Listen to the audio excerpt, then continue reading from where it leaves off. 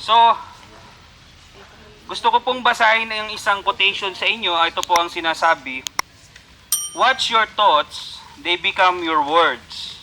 Watch your words, they become your actions. Watch your actions, they become your habits. Watch your habit, they become your character. Watch your character, it becomes your destiny. Narinig niyo na ba yan? Hindi pa? Hindi kayo nagbabasa. Hindi kayo mahilig magbasa. No? So ang ating pong pinaka heart ng ating message ay yung character. So watch your habits, doon po tayo babalik. Watch your habits, they become your character.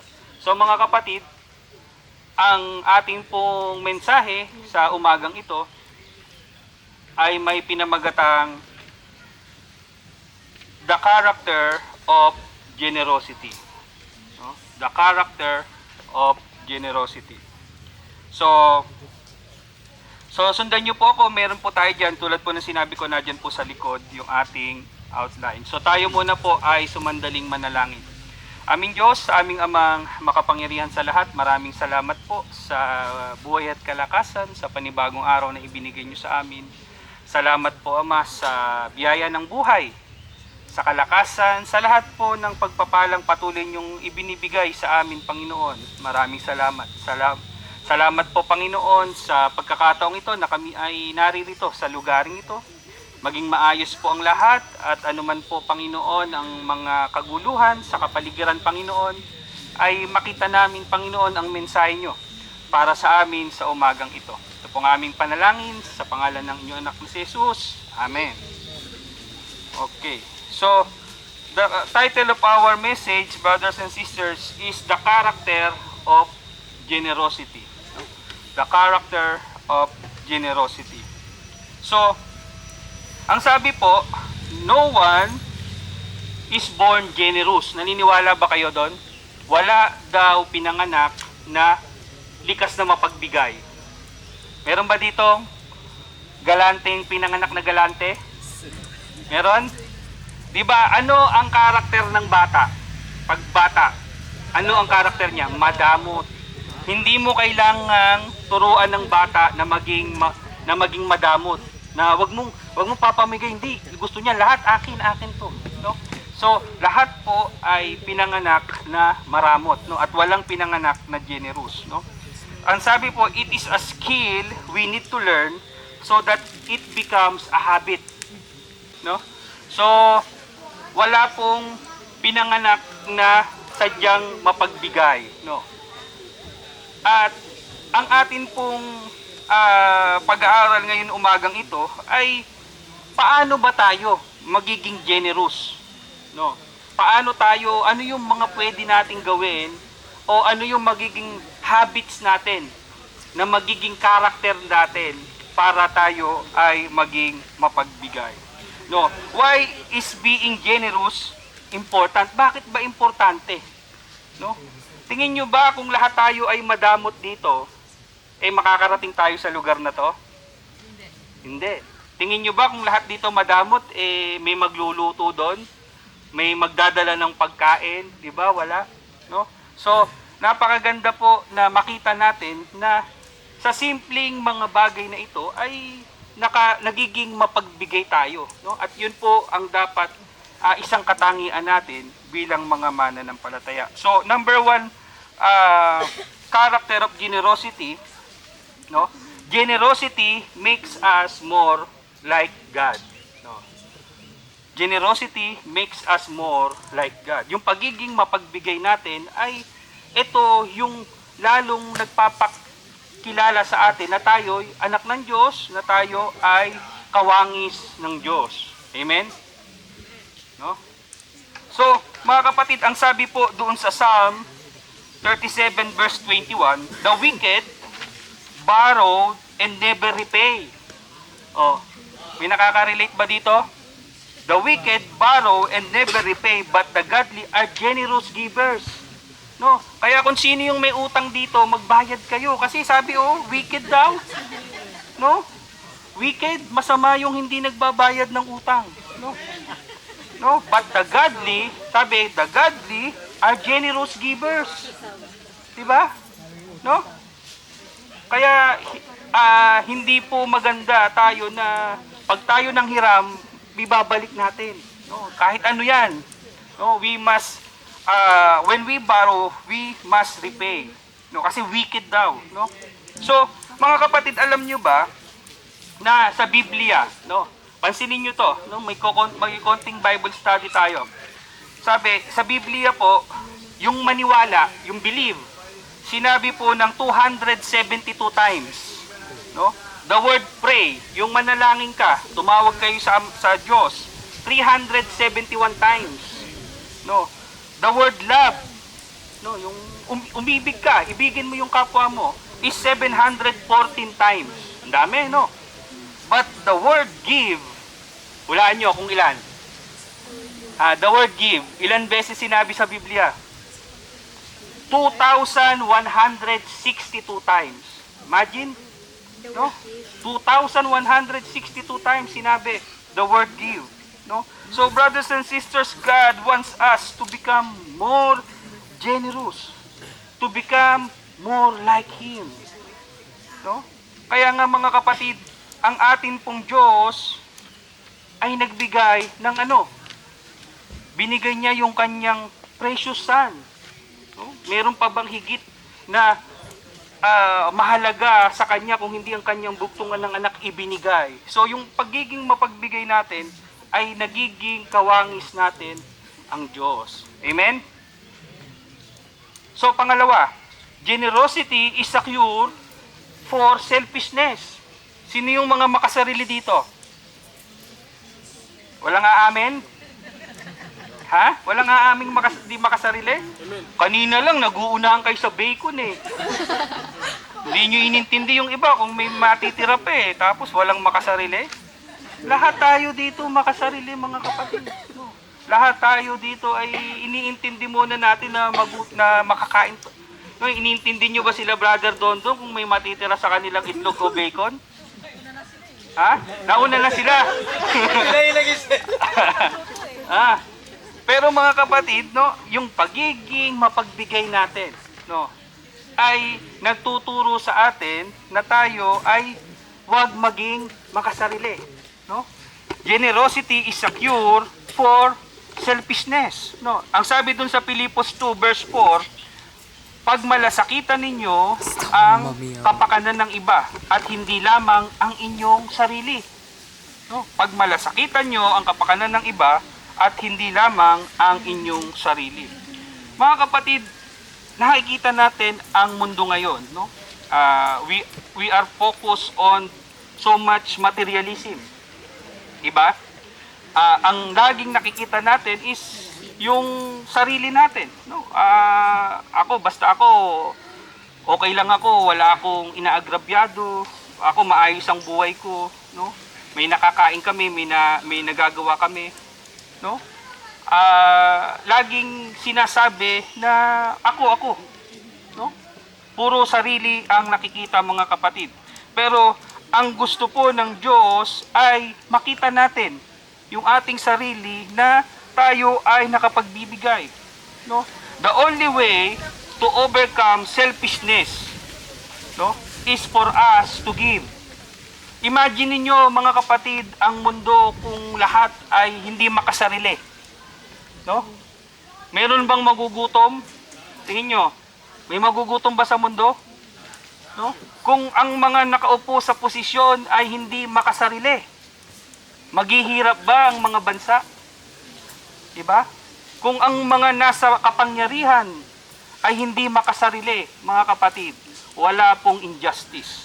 Pero ang problema nga po, hindi ganoon ang mundo. And for us, Christians, no, it must start in us. Amen? Kanino pa magsisimula? No, minsan tinitingnan natin, no? Kasi pastor, yung mga politiko, yung mga nakaupo, no, sila yung makasarili, no? Eh wala na nga po tayong magagawa doon. Change must start from us. No, sa atin po magkaroon ng pagbabago. No? So, yung selfishness natin minsan sa mga simpleng bagay, yung mga dala nyo bang baon, no, kung inisip nyo lang ba yung sarili nyo, oh, apat lang naman kasi kami, pastor. Mahina lang kumain yung mga ano ko, konti na lang yung dadaling ko, mga 2 gatang na lang. Di ba? Pero mga kapatid, sa mga simpleng ganyan, no, naiisip nyo, ay kasi madami kami. Madami, kailangan madaming dalin. No? So, yung mga simpleng ganun lamang mga kapatid, nakikita po yung pagiging, yung malasakit natin, yung unselfish love natin. No? Hindi lang yung puro sarili natin ang nakikita natin. So, yun po, generosity is a cure for selfishness. Number 3, generosity deepens relationship. No? Meron ba kayong kaibigan na ang gusto lagi libre, na ang gusto lagi siya yung take ng take, naka-close nyo? Meron? Ha? Meron kayong kaibigan na close nyo, na gano'n ang ugali? Ha? Di ba iniiwasan nyo? Ha? Kung may kakilala kayong gano'n na ang gusto ay take ng take, gusto palibre ng palibre, gusto yung sasama lang siya, wala siyang iintindihin mo siya kahit saan. No? Close ba kayo nun? May ka-close kayong ganon? Ha? Wala. No? At as much as possible, minsan, pastor, ayokong kasama yan eh. Huwag na nating sama yan. Walang pakinabang yan, pastor. Iwanan nyo na lang sa bahay yan. No? Pero mga kapatid, ang punto, when someone is generous, oh, masarap kasama yan kasi magaling magluto, maraming baon lagi, di ba? O ano yung nabubuo? Nabubuo yung relasyon. No? At dahil dito tayo mga kapatid, mahal natin ang isa't isa. Totoo ba? Ha? Totoo ba tayo? Totoo bang mahal natin ang isa't isa? No? Dahil sa ating pagiging generous sa bawat isa, lalong gumaganda ang samahan, di ba? Lalong tumitibay ang pagkakaibigan, no? Nagiging maganda ang relasyon. So mga kapatid, generosity depends relationship. Yung mga anak nyo, hindi ba kayo generous sa mga anak nyo? Kayong mga anak. Di ba? Meron ba kayong hiningi na hindi ibinigay ng magulang nyo kung kaya lang din? Ha? Meron? Susumbok kita, JR. Di ba? Lahat ng kaya ng magulang ibibigay. No? So, mga kapatid, we invest to those we love. Tama? Ha? Pagmahal nyo, di ba? Binibigyan nyo. Pagmahal nyo, nagbibigay kayo. No? So, mga kapatid, ang sabi dun sa Matthew 6:21, your heart will be where your treasure is. No? When you invest your time, when you invest your resources, yung mga anak mo, kaya nga mo binibigyan yan, diba? Pinag-aaral mo, binibigay ang lahat ng pangangailangan. Nandun yung puso mo kasi marami na akong binigay eh. Diba? Marami ka ng, pastor, ang dami ko ng tinaya dyan, diba? Minsan may yung ganun yung mga word eh. Marami na akong sakripisyo, marami na akong puhunan, sabi ni Brother Dave, namuhunan na ako diyan. No. Diba, nung nanliligaw kayo, ang laki na ng gastos ko tong pastor. Babasi din lang pala ako, salbahin yan. No. Diba? Pero, kaya ka nag-i-invest, no? Kaya ka nagbibigay, kasi, nadun yung puso mo, no? Mahal mo, and it deepens your relationship. No. So we invest in the people we love. Number 4, generosity stretches our faith. No. Ano ba yung nai-stretch na yan? No, ang sabi dun sa 2 Corinthians 9:13, ang bukas palad ninyong pagbibigay sa kanila at sa lahat ang siyang magpapatunay na matapat niyong sinusunod ang magandang balita ni Kristo. Dahil diyan magpupuri sila sa Diyos. No. Mga kapatid, ito po ay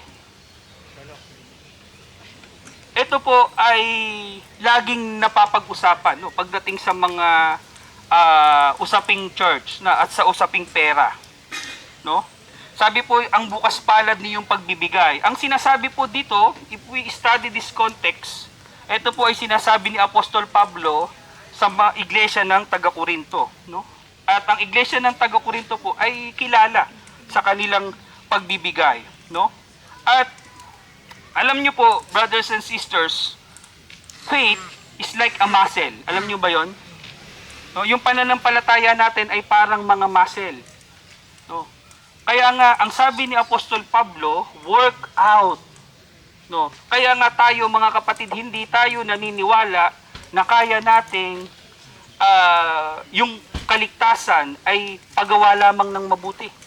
No? Hindi po tayo maliligtas ng ating mga mabubuting gawa lamang. No?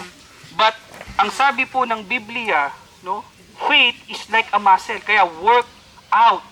No, ang pananampalataya po ay bigay ng Diyos. Binigay po yan sa atin ng Diyos. At kapag tayo nabigyan ng pananampalataya, kailangan po yan na i-exercise. No? At yung pagiging mapagbigay po ay ini-exercise yan. No? Kapag hindi mo sinubukan ang magbigay, hindi mo po kayang magbigay. No? So, mga kapatid, the biggest way God tests our faith is through our finances. No? Minsan, marami sa buhay natin na naisusuko natin sa Diyos, pero yung bahagi ng ating kaperahan, no? Pwede ba, Lord, ako nang bahala dito. Huwag niyo nang pakialaman yung kinikita namin. Nagpupunta naman kami sa church, nagbibigay naman kami kahit papano, naglilingkod. Huwag niyo na pong pakialaman ito. No? Pero mga kapatid, ang sabi po, the biggest test, doon po nasusukat yung ating pananampalataya. No? Kasi bakit? Bakit pastor? Kasi nga minsan naiisip natin yung ating sarili muna. Naiisip natin yung ating kalagayan kasi kailangan natin 'to. May kailangan kasing ganito, may kailangan biling ganito, may babayaran ganito. Hindi natin na nakikita, no? Yung ating obligasyon sa Diyos na magbalik sa Kanya, no? Bilang pasasalamat sa ating mga tinanggap, no? So, brothers and sisters, sa usapin ng ikapo, no? Minsan, ito ay napakasensitibo, no? Lalo sa panahon ngayon na nakikita ng maraming tao, no? Ang simbahan wala naman ikang ginawa yan kung hindi kumuha lang ng pera, no? Pera-pera lang naman ang simbahan, no? Wala naman yan, no? Puro offering, puro ikapulang naman ang iniisip nila. Pero mga kapatid, hindi po totoo yun, no? Magtaka kayo o magkaroon kayo ng second thought doon sa mga simbahan na yung kanilang mga leader ay ubod ng yaman, no? Yung may mga jet, yung may sariling airport, no? Yung sa kanya daw ang universe, yung mga ganun, no? Napakaganda ang lugar, tapos ngayon hindi ko alam kung ano yung meron ng inaaresto na siya, no? Tapos yung iba sobrang yaman naman na linggo-linggo na lang, no? Linggo-linggo na lang, wala nang ibang pinreach kung hindi magbigay kayo. No? Imagine, linggo-linggo, wala nang ibang topic si pastor kung hindi magbigay, no? Hindi naman tayo ganoon, no? Kaya pagbigyan niyo na ako ngayon, no? Di ba? Minsan lang sa isang taon, no, tayo nakakapag-sermon ng ganito. Pero mga kapatid, ang punto po natin ay makita natin, no? Imagine niyo yung mga nagdaan nating activities, anniversary, no? Sa finance, magkano ang gastos natin? Libo-libo ang ginastos natin nung anniversary. Nag-medical mission tayo, libo din ang gastos natin. May mga activities tayo, no? Marami tayong pinaggagamitan ng finances, no? No? Hindi po ang kaisipan kasi kay pastor na pupunta yan doon sa pari na pupunta. No? Mga kapatid, hindi po gano'n, no? Alam niyo naman yan, no? Di sana kung gano'n, hindi na ako magtatrabaho, di full time na lang sana ako sa church natin, no? Pero mga kapatid, ang sinasabi natin dito, kung hindi po tayo nagiging generous, hindi tayo nakakapagbigay para sa church, magagawa ba natin yung mga nagagawa natin? Tanungin ko kayo, no? I am very proud to say na bagamat maliit po ang church natin, no? Tayo yung taon-taon nagke-catering. No. Yung ibang mga local church, no, kasi pastor marami silang magaling magluto. Masipag silang magluto. No, hindi po doon 'yun. Kaya rin naman natin 'yun eh. Pero nga dahil gusto rin natin ipakita mga kapatid na ang ating church, no, ay may kumbaga may pinupuntahan, no? 'Yun naman yung purpose natin, no. Makita ng bawat kapatiran na even though we give, may mga proyekto tayo, may mga nakikita na uukulan natin ng budget, no? Hindi ito basta isang yung kung saan-saan lang natin dinadala, no? Pero ang importante dito mga kapatid is we must do our part, no? Hindi po natin pwedeng paghiwalayin ang spiritual na aspeto ng buhay natin at yung ating pagiging generous, no? Yung ating pagiging mapagbigay, hindi po natin pwedeng paghiwalayin yan. Kaya nga lagi kong sinasabi sa inyo mga kapatid, mentras kayong lumalago sa pananampalataya, mentras kayong nagiging spiritual, hindi po dapat naiiwan yung pagiging generous nyo. No? Yung hindi lamang po sa pera, sa paglilingkod, sa pagmamahal po sa bawat isa, sa ating mga kapatiran. No? Minsan, tipidin nyo na po yung ibang bagay, tibitin nyo na yung ibang tao. Pero yung tayo po bilang magkakapatid sa church, no, hindi po dapat natin titipirin ang bawat isa. Amen? No? So, napakagandang pagmasdan, no, na ang bawat isa sa atin ay nagiging generous. Amen? So, gusto ko lang din ipaalala sa atin yung ikapo, no? Alam nyo ba yung ikapo, sabihin naman, pastor, kasi yan lumang kautusan na yan eh. Bakit ba ginagawa ng mga mananampalataya? Mga kapatid, even though it is an Old Testament law, no, yung 10%, alam nyo ba na sa panahon ni Jesus Christ, no, He raised the standard. No, alam nyo ba yon? Sabi sa bagong tipan, nung dumating si Kristo, hindi na nagturo ng ikapo eh. Mga kapatid, hindi na po siya nagturo ng ikapo because He is the fulfillment of the law. Siya na mismo ang tumupad and He raised the standard.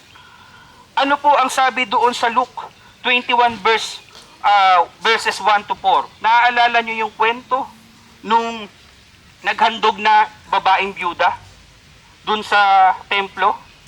Ano yung meron yung babaeng byuda? 2 pirasong tanso. Yun lang po ang meron siya. Ano ang ginawa niya? Di ba ibinigay niya lahat? At ang sabi ng Panginoon, ng ating Panginoong Hesus dun sa mga alagad niya, yaan ang nagbigay ng higit sa lahat. Bakit? Bakit? Kasi yun lang ang meron siya, binigay niya lahat eh. Brothers and sisters, in the Old Testament, the law, no, commands to give the 10%, 10% lang. But in the time of Jesus Christ, He raised the standard.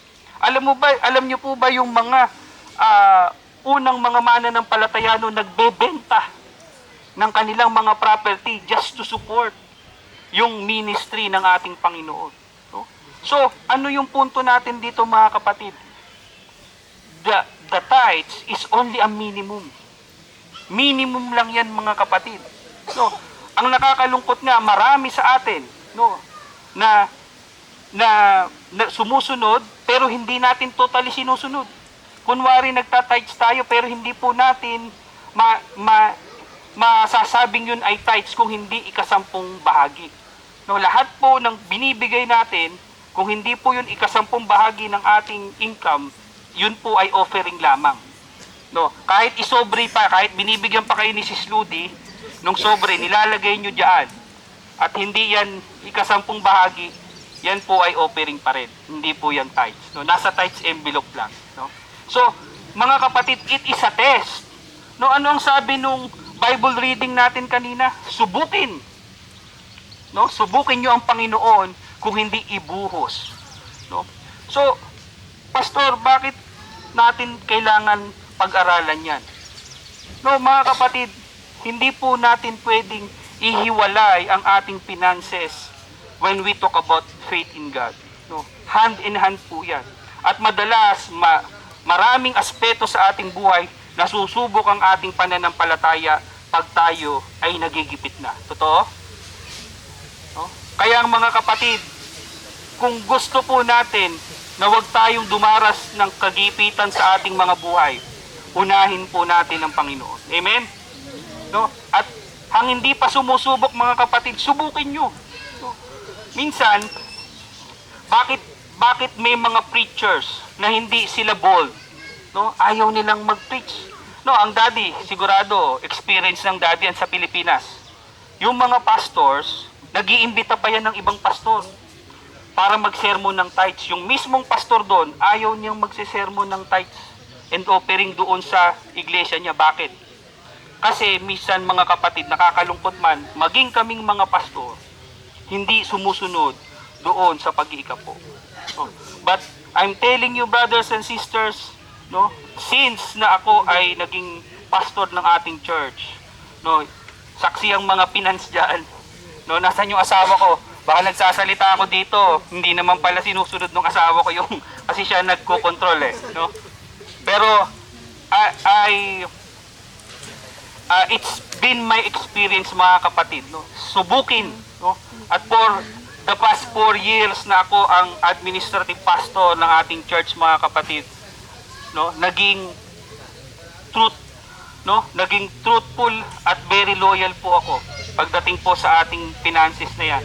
At masasabi ko mga kapatid, sa loob ng 4 na taon na ginagawa ko ito mga kapatid, hindi po nagkulang ang Diyos sa aming mga buhay. At ganun din po yung gusto kong maranasan po ng bawat isa sa atin. No? Na dumating yung time na inuuna natin ng Panginoon at yung mga finances mga kapatid, no? Binubuhos yan, ibubuhos ng Diyos ang lahat ng pagpapala, ibubuhos ng Diyos ang lahat ng ating pangangailangan. No? So tandaan nyo, no? The tithes, no? Even though it is an Old Testament law, Jesus Christ raised the standard. No? Tinaas ng Diyos ang standard higit lalo doon sa mga mananampalataya. So mga kapatid, number 5, generosity blesses back. No? Gusto po ng Diyos na tayo ipagpalain. No? Ang sabi doon sa 2 Corinthians 9 verses 6 and 8, babasahin ko. Ito ang ibig kong sabihin, ang nagtatanim. No, ito madalas nyong naririnig ito Ang nagtatanim ng kokonti ay aani ng kakaunti. At ang nagtatanim ng marami ay aani ng marami. No? Magagawa, verse 8, magagawa ng Diyos na pasaganain kayo sa lahat ng bagay at higit pa sa inyong pangangailangan upang sumagana kayo para sa mabubuting gawa. No? Na-experience nyo ba sa pamilya, no, ang istorya ng mga OFW? No? Sila yung mga nasa abroad, no? Yung mga nasa Pilipinas, no, lagi natin napapanood, no, lalo ngayon sa social media. No, OFW ka ba? Ang daming reels ngayon No, sasabihin, magtira ka naman para sa sarili mo. No, laging sinasabi yung mga ganon. No. Minsan, sa kabila ng unselfishness ng mga nasa abroad, no, na wala nang iniisip kung di magpadala mga kapatid. Minsan, marami tayong nakikita ngayon na wag mong ibigay lahat, magtira ka para sa sarili mo. Pero mga kapatid, yung mga tao na patuloy na ginagawa yon, patuloy pa rin naman silang pinagpapala ng Diyos. At patuloy silang pinagpapala kasi marami ang nagiging pinagpapala dahil sa kanila. No? Na-experience nyo na ba sa buhay nyo yon na marami kayong, na may tinulungan kayo? No? At naging maayos sila at kayo, mga kapatid, ay hindi nawawalan. No? Mga kapatid, tandaan natin, no, baka minsan, kaya hindi tayo nagkakaroon ng sobra. No? Pastor, kasi sakto lang Yung mga pagpapala, pastor, kasi sakto lang. Mga kapatid, kung gusto nyo po ng sobra, maging generous po tayo sa iba. No? Generous tayo sa Diyos, generous tayo sa mga mahal natin sa buhay, tumulong tayo doon sa mga nangangailangan. Dahil mga kapatid, no, kaya po tayo pinagpapala. Tandaan niyo to. Kaya tayo pinagpapala ay para maging pagpapala rin tayo sa iba. 'Di ba? Hindi naman po papayag ang Diyos na magbigay ka ng magbigay kung wala ka nang ibibigay eh. 'Di ba? Pero mga kapatid, subukan nyo na magbigay, no? Pupunan niya ng Diyos at higit pa upang magkaroon kayo ng sobra para makatulong sa iba. Amen? So, number 6, no? Ito pa pala, sa Kawikaan, ito magandang memory verse to. Sa Kawikaan 11:24, no? So, ito ay patungkol pa rin sa blessing. Sabi dito, ang taong mapagbigay ay lalong yumayaman. Ngunit, naghihirap ang tikom ang mga kamay. No? So, when we talk about financial freedom, no? Sino ang gustong magkaroon ng financial freedom? Wala. Pa-plastic talaga na. Pag sa pera, huwag kayong mahihiya. No. Aminin nyo lahat tayo mga kapatid, kailangan natin ng pera. No. Ba't ba kayo nagpunta ng abroad? Para magkapera. May pinanganak bang mayaman dito? Kung may pinanganak na mayaman dito, wala tayo dito ha. Sarap sa Pilipinas kung pinanganak ang mayaman. No, lahat tayo mga kapatid. So, when we talk about finances, huwag tayong mahihiya. No? Kaya nga dapat ang mali kasi ang katuruan mali ang kaisipan ng maraming tao. Ang pag-handle po ng salapi mga kapatid, dapat yan ay ginagamit natin yung prinsipyo ng Biblia. No? Tandaan po natin that finances is our security. No? Minsan napanood ko dun sa Reels, si Osang.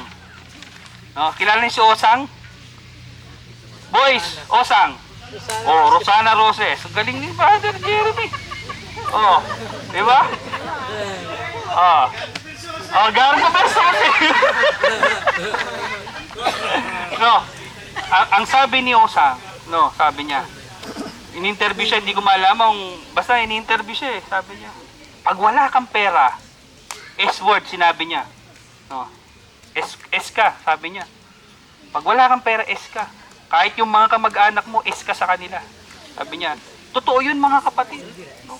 Kaya mahirap po na walang pera. Kaya nga, ang sikreto po ng abundant life, brothers and sisters, is generosity. No? Generosity. No? Kaya yung mga tao na kakilala nyo na, minsan nga, hindi pa sila Kristiyano pero mabubuting tao. At sila ay mapagbigay. Nakita nyo, maganda yung buhay nila. Lalo pa kung sila'y makakilala sa Diyos, di ba? At iyon, yung pang-anim natin mga kapatid, generosity is an investment for eternity. No? Ang sabi ng kanina yung binasa natin doon sa scripture reading, huwag kayong mag-ipon ng kayamanan sa lupa. No? May na kinakalawang, ninanakaw. No? Ang ipunin natin ay yung kayamanang panglangit. No? So brothers and sisters, ang sabi dun sa Luke 16 verse 9, at nagpatuloy si Jesus sa pagsasalita. Kaya sinasabi ko sa inyo, gamitin ninyo ang kayamanan ng mundong ito sa paggawa ng mabuti sa inyong mga kapwa upang kung malubos na iyon ay tanggapin naman kayo sa tahanang walang hanggan. No? Brothers and sisters, the best investment in life is generosity. Hindi lamang sa aspeto ng pera mga kapatid. Invest your time, invest your talent sa paglilingkod, at higit sa lahat mga kapatid, invest your love. No? So, kung meron akong take home sa inyo sa tanghaling ito, meron tayong equation. No? Generosity equals love. Tama? Generosity equals love. Kasi nga mga kapatid, no? Sa buhay natin, No? Mentras tayo ay nagmamahal, lalo tayong nagbibigay. Ano yung kasabihan? The more you give, the more you hate. No, you can give without loving. Diba? Pwede kang magbigay, no, nang hindi ka nagmamahal, but you cannot love without giving. Pag mahal mo, hindi ka pwede magbibigay. Pastor, kaya pala, yung asawa ko, mahal na mahal ako, puro binibigyan ako ng sama ng loob. No. Pagbibigay pa din. No. Ano yun? No. So, brothers and sisters, generosity equals love. So, doon na tayo sa conclusion natin. At sa ating pagtatapos, being generous makes us more like God. No? Kaya kung kayo ay selfish, kung kayo ay makunat, may makunat ba dito? No? Yung merong makunat na in a way maganda eh. No? Pero mga kapatid, kung tayo yung tipo na yung sa amin sa Bulacan, ewan ko kung alam ano din ni Brother Dave to. Merong kami tinatawag na tukuan. Pag sinabing tukuan, yung hindi kikibo, yung hindi maglalabas ng pera. Pag yung patak-patak, hindi yan maglalabas ng pera. Oo. Yung hahayaan niya lang, gusto niya yung siya yung lilibre lagi. Siya yung kumbagsa gusto niya lang lagi yung pasarap lang. Sama lang siya ng sama. Yung hindi siya tumataya, hindi siya nag-aambag, no? So, brothers and sisters, being generous makes us more like God, because the greatest example is our Lord, na ibinigay niya yung kanyang precious son para sa atin, mga kapatid. Being generous makes us selfless. A generous heart ay laging iniisip yung kapakanan ng iba. Pangatlo, being generous deepens our relationship. No, kung mahal mo ang tao, mga kapatid, kung mahal mo siya, no, you will invest, no? Invest your time, invest your love, mga kapatid, no? Invest your resources. And being generous shows our faith. No? Being generous shows our faith. Fifth, being generous is being blessed. No? Kaya kung ikaw ay generous, mga kapatid, you are blessed. And being generous is being wise, because you invest for eternity. No? So, brothers and sisters, we are called to be children of God. Our God is a gracious Father. A gracious Father, we should also be like Him. We must have the character of generosity. In the name of the Father, and the Son, and the Holy Spirit, Amen.